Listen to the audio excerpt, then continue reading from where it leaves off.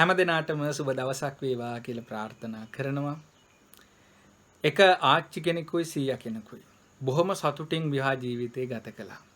මේ අය විවාහ වෙලා දැන් අවුරුදු 60ක් වෙනවා. ආච්චි අසනීප වෙලා මරණාසන්න වෙලා ඇඳට වෙලයි ඉන්නේ. ආච්චි තේරුම් ගත්තා තමන් වැඩි දවසක් ජීවත් වෙන්නේ නැහැ කියලා. දවසක් ආච්චි සීයාට කිව්වා මගේ ඇඳුම් අල්මාරියේ යටම හංගල තියෙනවා ඇඳුම් ඇතුලේ එක පොඩි පෙට්ටියක්. ඒක පොඩ්ඩක් අරන් එන්න පුළුවන්ද කියලා. සීයා ඒ පෙට්ටිය අරගෙන ආවා ආච්චි ළඟට. ආච්චි කිව්වා ඕක අරින්න කියලා. ඒක අරලා බලනකොට සීයා දැක්කා මේක ඇතුලේ පොඩි ලේන්සු දෙකක් ලස්සනට ගෙත්තම් කරපු ලේන්සු දෙකකුයි ඩොලර් 25000ක මුදලකුයි තියෙනවා.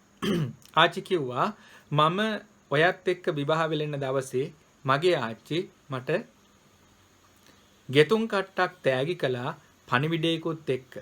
ආච්චි මගේ කනට කරලා කිව්වා දුවේ ඔයාට ඔයාගේ ස්වාමි පුරුෂයා නිසා හිතේ තරහක් ඇති වුණොත් නොයවසිල්ලක් ඇති වුණොත් දුකක් ඇති වුණොත් යම්කිසි අවස්ථාවකදී ඒ වෙලාවේ විසඳුම් හොයන්නට යන්න එපා.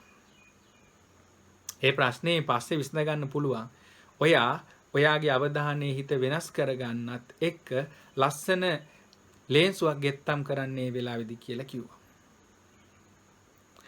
ඒ විදිහට මම ගොතබ ලේන්සු තමයි ඔය තියෙන්නේ කියලා කිව්වා. සීයාට ගොඩාක් සතුට හිතුණා. මොකද විවාහ වෙලා දැන් අවුරුදු 60ක් වෙනවා. අපි බොහොම සතුටින් ජීවත් වුණා.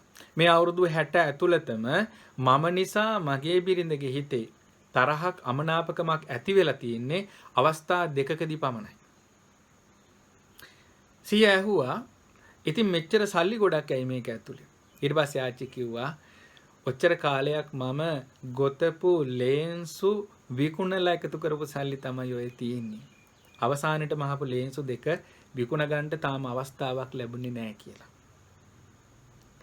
මේ වගේ අරුත්බර කතාවකින් නැවතත් හමු වෙමු.